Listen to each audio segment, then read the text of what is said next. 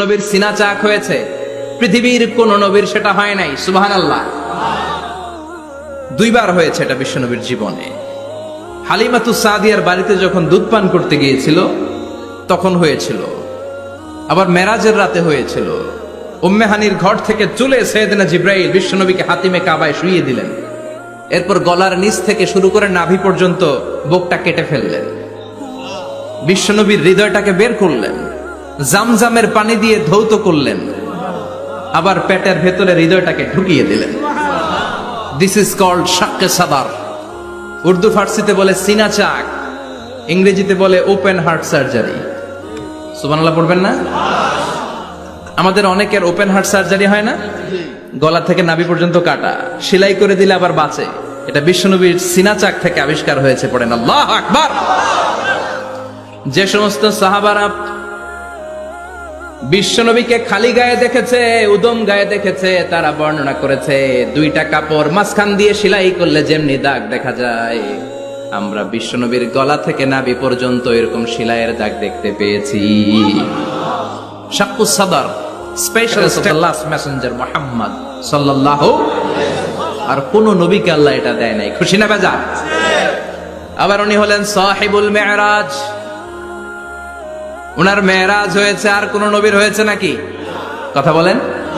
বিশ্বনবীর হৃদয়টা বড় ভাঙা, কলিজার টুকরা স্ত্রী খাদিজা নাই, যাকে সবচেয়ে ভালোবাসতেন, সবচেয়ে প্যার করতেন, যাকে মাহাব্বাত করতেন।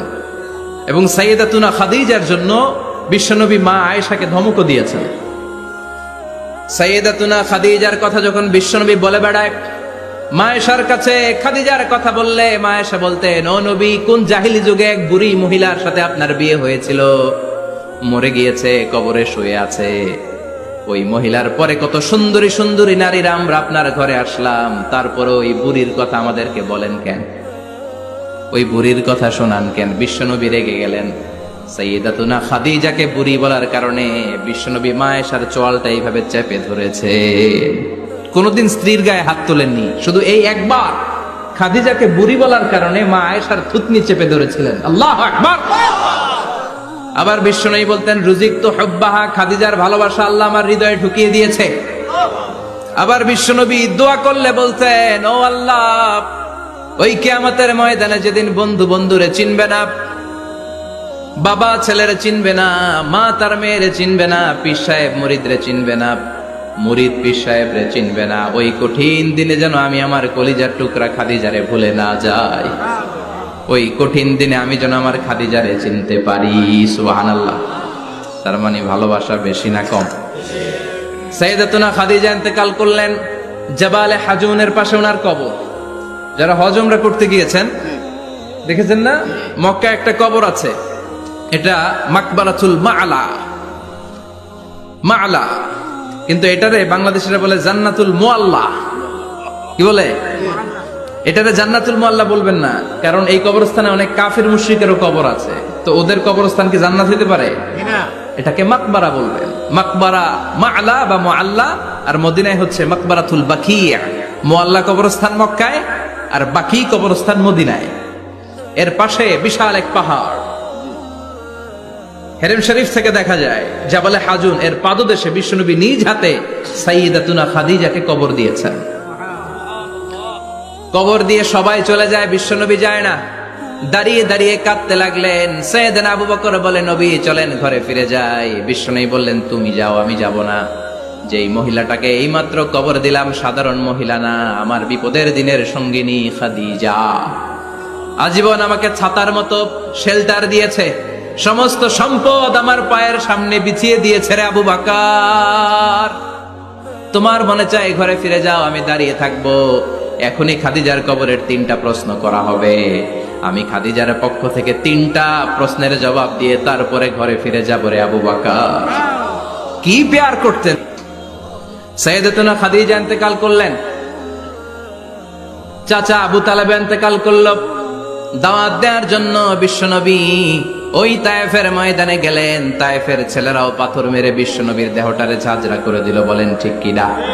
খেয়ে না খেয়ে দিন প্রচারের কাজে নিজেকে দিয়েছ বিলিয়ে, তায়েফের কাফিরেরা চিনল না সে আলো, দুষ্ট ছেলেদের পিছু দিল লেলিয়ে, পাথরের আঘাতে ক্ষত বিক্ষত হয়ে সারা শরীর থেকে রক্ত ঝরে। হে রাসূল তোমাকে ভুলি আমি কেমন করে, হে রাসূল তোমাকে ভুলি আমি কেমন করে। ঠিক কি না? খাদিজা নাই, আবু তালেব নাই, তায়েফে যে মার খেয়ে আসলেন, অন্তরটা একেবারে ভাঙা, আর মন বসে না, কিচ্ছু ভাল লাগে না। বিশ্বনবীর মনের ভেতরে হাহাকার। বিশ্বনবীর মনে হলো ডানে বায়ে দুনিয়ায় আমার মনে হয় কেউ নাই। বিশ্বনবী দুনিয়ায় বসে কষ্ট পায়, আরশের উপর থেকে এগুলো দেখে কে? আল্লাহ প্ল্যান করছেন কেমন করে আমার বন্ধুর মনটারে ভালো করা যায়। বিশ্বনবীকে স্পেশাল সারপ্রাইজ দেওয়ার জন্য আল্লাহ প্ল্যান করলেন। জিব্রাইল ডেকে বললেন, ও জিব্রাইল, আমার পেয়ারা নবীকে স্পেশাল সারপ্রাইজ দিব, কিন্তু এই সারপ্রাইজের গিফটটা তোমার হাত দিয়ে আমি দিতে চাই না, তুমি দিয়ে আসলে হবে না। আমার পেয়ারা নবীকে দুনিয়া থেকে টান দিয়ে আমার আরশের উপরে নিয়ে আসো। সাহিবুল মেরাজ, যেই নবীর মেরাজ হয়েছে আর কোন নবীর হয় নাই, এই মেরাজ করতে যে কত কাণ্ড, কত প্ল্যান প্রোগ্রাম আল্লাহর। টাইমের স্পিডকে আল্লাহ থামিয়ে দিলেন। মক্কা থেকে উঠিয়ে বিশ্বনবীকে এক মরুভূমিতে রাখা হলো রাতে। বললেন দোয়া করেন। দোয়া করে বিশ্বনবী বললেন, ভাই জিব্রাইল, এটা কোন জায়গা, কোথায় দোয়া করব? সাইয়েদনা জিব্রাইল বলেন, নবী, কিছুদিন পরে এই জায়গায় আপনি হিজরত করে আসবেন, এই জায়গার নাম ইয়াসরিব, মদিনা। দোয়া করলেন। আবার সেখান থেকে তুলে এক পাহাড়ে রাখা হলো, নবী দোয়া করেন। দোয়া করে নবী বললেন, এটা কোন পাহাড়? অন্ধকার, আমি তো কিছু চিনি না। সাইয়েদনা জিব্রাইল বললেন, নবী, এটা সাধারণ পাহাড় নয়, এই পাহাড়ের কথা আল্লাহ কোরআনে বলেছেন, এই পাহাড়ের কসম আল্লাহ কোরআনে খেয়েছেন। এই পাহাড়টা হলো আপনার ভাই মুসার পাহাড়, তুর পাহাড়। তুর পাহাড়ে তিনি দোয়া করলেন। কত কিছু করে বিশ্বনবীকে আল্লাহর আরশে নিয়ে যাওয়া হলো। সাহিবুল মেরাজ। বিশ্বনবী ছাড়া আর কোন নবীর কি এরকম মেরাজ হয়েছে? সবাই বলেন হয়েছে। এরপর উনি হলেন সাহিবুস শাফা, শাফাতের মালিক। বিশ্বনবী ছাড়া কিয়ামতের ময়দানে কেউ আমাদের জন্য সুপারিশ করতে পারবে না। পাগল হয়ে যাব আমরা। সূর্যটা মাথার কাছে, ক্ষুধায় তৃষ্ণায় জিহ্বাটা কুকুরের মতো বের হয়ে ঝুলতে থাকবে। মাথার মগজগুলো গলে গলে নাকের ছিদ্র দিয়ে, কানের ছিদ্র দিয়ে বেয়ে বেয়ে পড়তে থাকবে। বাবা ছেলের দেখলে দিবে দৌড়, বলবে চিনি না, ইয়া নাফসি, আল্লাহ আমারে বাঁচাও। ঠিক কিনা? পীর সাহেব মুরিদ রে বলবে চিনি না, মুরিদ পীর সাহেব রে বলবে চিনি না, ভাই ভাই রে চিনবে না। সব নবী আর সব উম্মতের একটাই জিকির, ইয়া নাফসি, ইয়া নাফসি। নবীও জিকির করে ইয়া নাফসি, উম্মতও জিকির করে। সবাই সাইয়েদনা আদম রে ধরবে, সাইয়েদনা আদম বলবে আমি পারবো না। নূহের কাছে যাও, সাইয়েদনা নূহ বলবে পারবো না। ইব্রাহিমের কাছে যাও, সাইয়েদনা ইব্রাহিম বলবে পারবো না। মুসা আলাইহিস সালামের কাছে যাও, মুসা আলাইহিস সালাম বলবেন পারবো না। ঈসা আলাইহিস সালামের কাছে যাও, সাইয়েদনা ঈসা আলাইহিস সালাম বলে এত জায়গায় ঘুরে লাভ নাই, জায়গা মতো যাও মিয়া, জায়গা মতো যাও। মাকামে মাহমুদে বিশ্বনবীকে সেজদায় পড়ে থাকতে দেখবা। ওই নবী ছাড়া আজকের এই ভয়ঙ্কর আমাদের সবার বিপদের দিন। এই বিপদের দিনে আল্লাহর সামনে দাঁড়িয়ে কথা বলার মতো সাহস আজকে কারো নাই। বিশ্বনবী কাঁদতে থাকবেন, সেজদায় পড়ে কাঁদবেন। সবার জিকির ইয়া নাফসি, ইয়া নাফসি। বিশ্বনবীর জিকির ইয়া উম্মতি।